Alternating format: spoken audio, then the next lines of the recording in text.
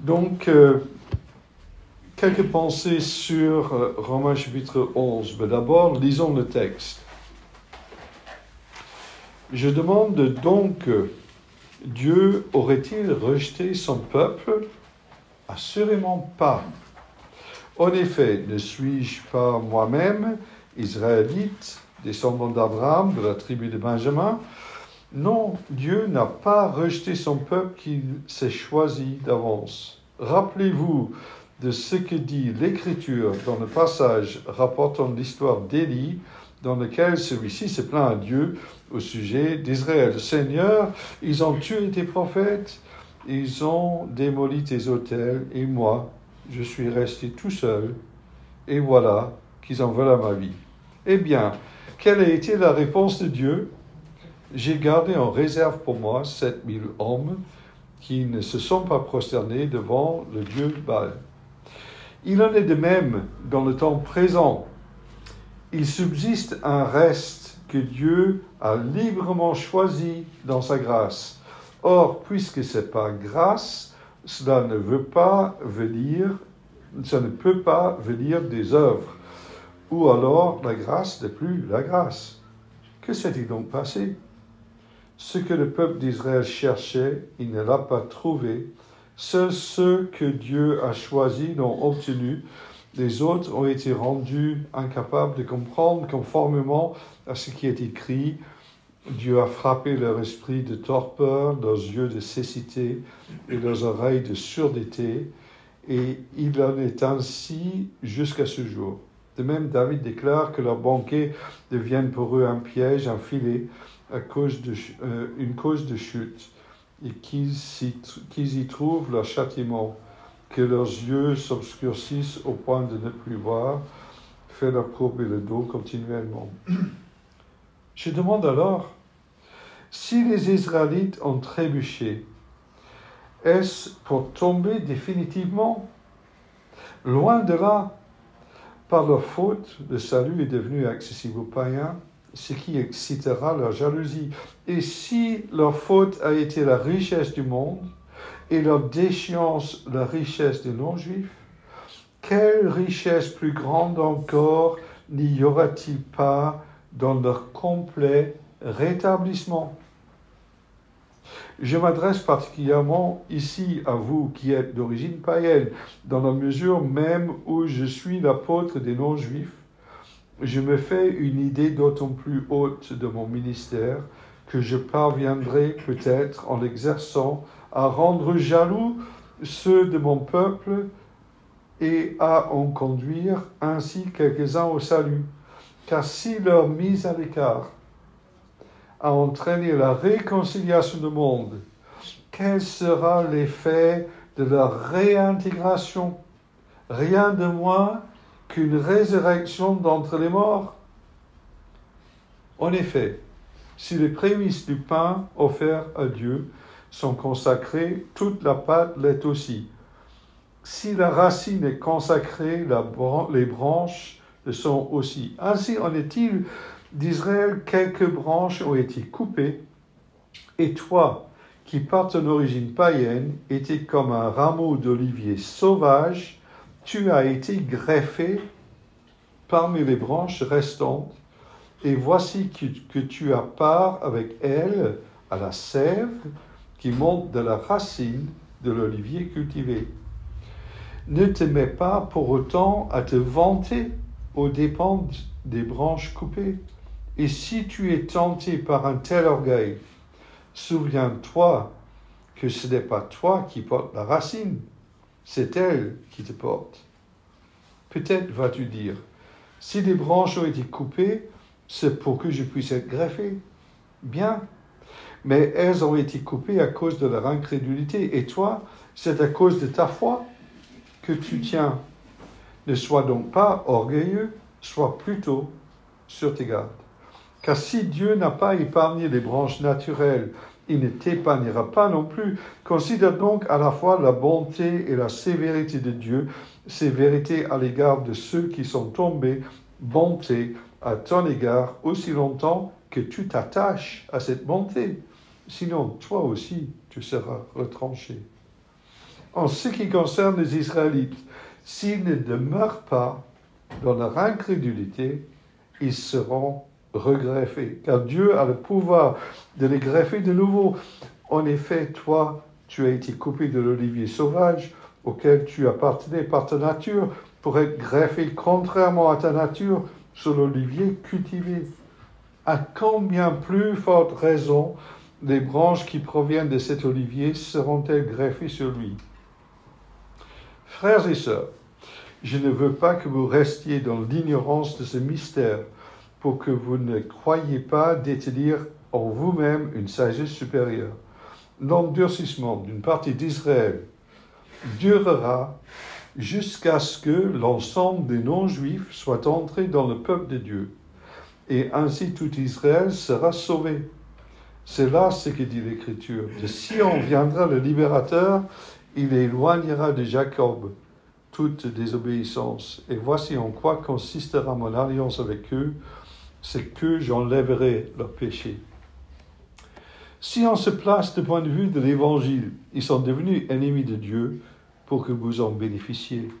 Mais du point de vue du libre choix de Dieu, ils restent ses bien-aimés à cause de leurs ancêtres, car les dons de la grâce et l'appel de Dieu sont irrévocables.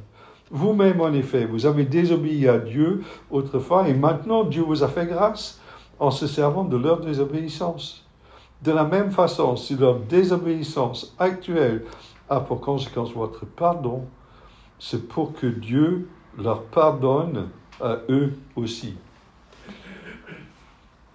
Le verset 32, à retenir, car Dieu a emprisonné tous les hommes dans la désobéissance afin de faire grâce à tous. Maintenant, on arrive à une doxologie qui est un peu un résumé de tout ce qu'on peut avoir de louange envers Dieu par rapport à l'explication de son plan depuis le début de l'Épître aux Romains jusqu'à maintenant. Nous avons vu que tous les êtres humains sont des pécheurs et séparés avec Dieu. Il n'y a pas de différence, qu'importe son origine. On a vu que tous sont sauvés par la foi en Christ. On a vu qu'en étant sauvés par la foi en Christ, on reçoit la paix avec Dieu. On voit que Dieu nous adopte comme fils, qui nous rend héritiers. Et on voit que son amour éternel est garanti à notre égard dans Romains chapitre 8. On a vu aussi que Dieu a un plan de grâce, on verra ça, un plan de grâce pour le peuple d'Israël, pour qu'ils se convertissent et reconnaissent le Christ. Et le résumé de tout cela est dans le verset, de notre réaction à cela, est dans le verset 33. Combien grandes sont les richesses de Dieu, combien profonde sa sagesse et sa science, nul ne peut sonder ses jugements, nul ne peut découvrir ses plans. Car qui a connu la pensée du Seigneur, qui était son conseiller, qui lui a fait des dons pour devoir être payé de retour. En effet, tout vient de lui, tout subsiste par lui et pour lui. À lui soit la gloire, à jamais. Amen. Donc j'ai presque donné ma conclusion avant de commencer le message, je suis désolé. Mais bon, je voulais quand même marquer que ces derniers versets sont quand même quelque chose qui ça vient non seulement à la fin d'un chapitre, mais à la fin de toute la première partie de l'Épître aux Romains. Alors, le contexte du chapitre 11, l'apôtre Paul a été tellement émerveillé par la grandeur de la grâce de Dieu en Jésus-Christ à la fin du chapitre 8. Il a dit « Rien ne pourra nous arracher à l'amour que Dieu nous a témoigné en Jésus-Christ notre Seigneur. » Il est tellement émerveillé par cela qu'une pensée lui a traversé l'esprit. Et mes compatriotes juifs, qu'est-ce qu'ils deviennent? Il avait ce chagrin immense que France a évoqué dimanche dernier. Et c'était au début du chapitre 9. J'éprouve une profonde tristesse et un chagrin continuel dans mon cœur. Oui, je demanderai à Dieu d'être maudit et séparé de Christ pour mes frères, nés du même peuple que moi. Et dans le chapitre 10, il y a quelque chose de similaire, également dans le chapitre 11. Donc, France nous a expliqué que le rejet de Christ par Israël n'annule pas les desseins de Dieu. Mais quelque part, Dieu, dans sa sagesse et dans le mystère de sa souveraineté, prend ce rejet et cela permet que son plan se réalise. On a vu dans Romains chapitre 9 qu'Israël a été un dépositaire privilégié des bénédictions et des promesses de Dieu. On a vu également dans le chapitre 9 que le véritable Israël est celui de la promesse, c'est-à-dire ceux qui exercent la foi. Et également dans le chapitre 9 que Dieu a toujours gardé un reste fidèle jusqu'à la révélation de son Fils, Jésus. Dans Romains chapitre 10, on a vu que la venue du Christ était nécessaire pour mettre fin à la loi comme moyen de salut.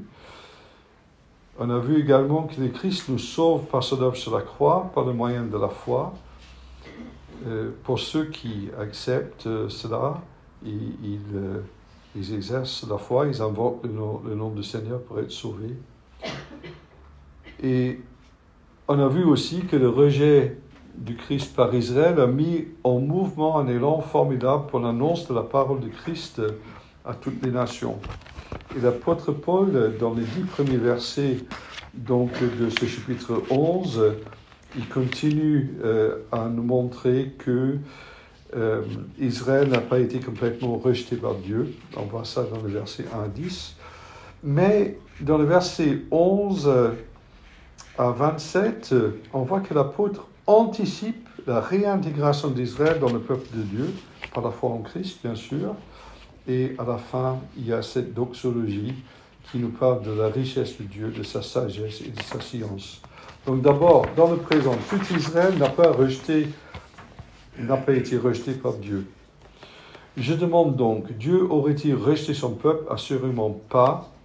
Et l'apôtre Paul cite sa propre expérience en exemple, parce qu'il fait partie du peuple d'Israël, mais il se convertit à Jésus-Christ. Donc l'apôtre Paul est déjà un grand exemple.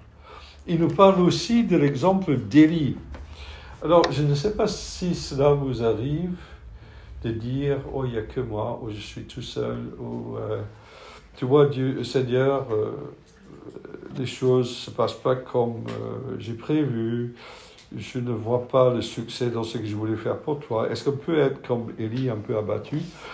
Et Élie a dû comprendre que Dieu avait agi indépendamment de lui, que tout n'est passé pas par lui, il n'est pas seul sur terre, et que Dieu agit, et même d'une manière assez importante, parce qu'il y avait 7000 hommes à l'époque d'Élie qui ne s'étaient pas inclinés devant Baal. Et donc, on peut être confiant que Dieu est toujours en train d'agir au-delà de ce que parfois nous pensons. Et parmi des personnes juives, il y a toujours des personnes qui se convertissent. Cela n'empêche pas la vérité qu'il y a un réel endurcissement d'une bonne partie d'Israël. Mais est-ce que c'est la fin de l'histoire? Et non, ce n'est pas la fin de l'histoire. Donc je vous parle maintenant des versets 11 à 27. Dans le futur, l'apôtre anticipe la réintégration d'Israël dans le peuple de Dieu. Alors, c'est intéressant que les versets 12 et le verset 15 nous parlent de ce qu'on a, de par le fait que les Juifs ont rejeté le Christ et l'Évangile, mais en même temps, ils nous parlent de leur rétablissement et de leur réintégration. Ce que nous avons, parce que le peuple juif s'est détourné du Christ, le salut est accessible aux païens. Il y a ce qu'il appelle la richesse des non-juifs. Toutes ces personnes qui n'avaient pas d'arrière-plan, de référence par rapport aux alliances de l'Ancien Testament, il bénéficie maintenant de toutes ces richesses. C'est le chant que nous avons chanté juste avant le message. Nous avons été intégrés dans le peuple de Dieu. Nous n'avions pas droit à cela. Nous sommes devenus héritiers. Il y a la réconciliation du monde qui est une conséquence de cette mise à l'écart du peuple d'Israël. Mais quand l'apôtre Paul parle de leur rétablissement, le rétablissement du peuple et de la réintégration, il nous parle de quelque chose d'énorme. Il faut voir ce qu'il dit dans le texte. Quelle richesse plus grande encore n'y aura-t-il pas dans leur complet rétablissement, dans le verset 12. Et dans le verset 15, si leur mise à l'écart entraîne la réconciliation du monde, quel sera l'effet de la réintégration? Rien de moins qu'une résurrection d'entre les morts. Donc il nous parle de quelque chose de très fort. L'autre sujet dans cette partie du chapitre 11, c'est un peu curieux. C'est l'histoire de l'apôtre Paul qui veut provoquer la jalousie du peuple d'Israël par son ministère. Qu'est-ce que cela veut dire? Vous allez me dire, la jalousie, c'est jamais une bonne motivation. Est-ce que quelque chose de bien peut venir d'une jalousie? Mais je vois cela d'une autre manière. Souvent on parle de ça. Un chrétien, il devrait faire envie. Est-ce qu'on fait envie? Est-ce que nous sommes tellement remplis du sens de la paix que Dieu nous donne, de l'amour que nous connaissons en lui? Est-ce que dans notre communauté, elle arrive à vivre cet amour? Est-ce que nous connaissons le bonheur du pardon? Est-ce que cela se voit sur nous? Est-ce qu'on donne envie aux autres d'avoir la même chose? Et je pense que l'apôtre Paul, il voulait voir l'évangile avancer dans le monde, et jusqu'à l'Espagne, comme France a dit. C'était déjà le monde de l'époque. Et il voulait des communautés qui marchent à la suite du Christ et qui puissent faire poser la question au peuple juif. Ben oui, Dieu agit. Ben oui, par le Christ, effectivement, il y a la réponse à toutes les promesses dans l'Ancien Testament. Dans ce passage, il y a une autre partie qui est l'allégorie de l'olivier. Alors, juste pour dire, qu'est-ce qu'il y a dans cette histoire? Donc, on voit un olivier naturel, il y a des branches qui ont été coupées, et on voit un rameau d'olivier sauvage qui est greffé.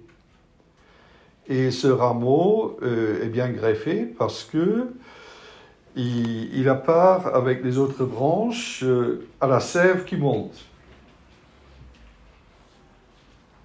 Mais on voit aussi dans ce passage que les Israélites, s'ils ne demeurent pas dans leur incrédulité, ils seront regreffés. Donc on va s'ajouter à nouveau des branches. On voit que Dieu a le pouvoir de les greffer à nouveau. Et que même cela serait plus naturel de greffer une branche qui vient de l'olivier naturel qu'une branche qui vient de l'olivier sauvage. Bon, je vous donne la logique de cette allégorie. Cette allégorie-là est là pour nous enseigner plusieurs choses. D'abord, si on est la branche qui a été greffée, ce qui est notre cas, on ne doit pas se mettre à mépriser les branches qui ont été coupées. On ne doit pas être orgueilleux non plus en disant « Ah, ben ils ont été rejetés pour que moi, j'arrive. » Non, c'est la racine qui te porte, c'est pas toi qui portes la racine. Nous sommes appelés à être humbles. On se tient debout tant qu'on reste dans la foi, tant qu'on reste attaché à la bonté de Dieu. Tout comme Israël, s'il se détournait. Alors, effectivement, on va voir par ailleurs que l'enseignement dans Romains chapitre 8 nous montre que quand Dieu nous appelle à lui, il agit en notre faveur. Et donc, logiquement, la vie normale chrétienne, c'est qu'on suive le Seigneur jusqu'à la fin. Mais il y a quand même cet avertissement pour qu'on ne soit pas rempli d'orgueil. faut quand même avoir une crainte d'être retranché. Ou l'apôtre Paul lui-même disait qu'il avait peur de faire naufrage.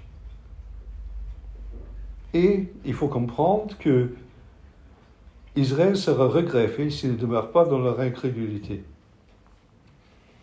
Alors, quel est le sens de ce parcours historique? L'endurcissement d'Israël durera jusqu'à ce que l'ensemble des personnes non juives soient entrées dans le peuple de Dieu. Ce n'est pas une expression d'universalisme en disant que tous les hommes seront sauvés, parce que tout être humain aura un choix à faire. Mais on peut penser que Dieu a son plan pour le salut des personnes de toutes les nations du monde entier. Et l'annonce de l'évangile au monde entier, c'est important. Mais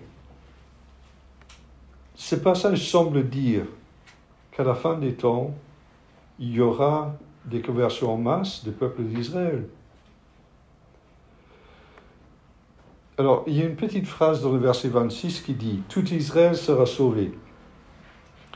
Alors, ça fait couler un petit peu d'encre. Il y a des personnes qui disent que tout Israël qui sera sauvé, ce sera l'ensemble du peuple de Dieu, un peu comme l'olivier, c'est avec des branches différentes, d'origine différente. Ou il y a des personnes qui disent, vraiment c'est en train de parler de la nation d'Israël. Mais toujours est-il, tout le monde qui sera sauvé par la foi en Christ.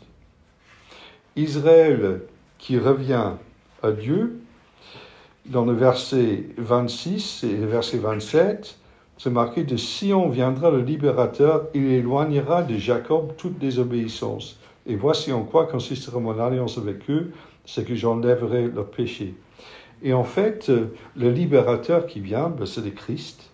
Il éloignera de Jacob sa désobéissance. Donc, le retour d'Israël et l'intégration dans le peuple de Dieu est par la foi en Christ. Toujours par la même méthode, enfin, si je peux utiliser ce mot, qui était décrit dans Romains chapitre 3 et Romains chapitre 4, le salut qui passe par la repentance, la fin de la désobéissance, la foi en Christ en tant que libérateur, pour recevoir le pardon gratuit de ses péchés. Le centre de l'Évangile n'est pas la question de notre appartenance ethnique, mais notre foi en Christ qui a tout payé pour nous sur la croix. Et donc, ce qui est important, c'est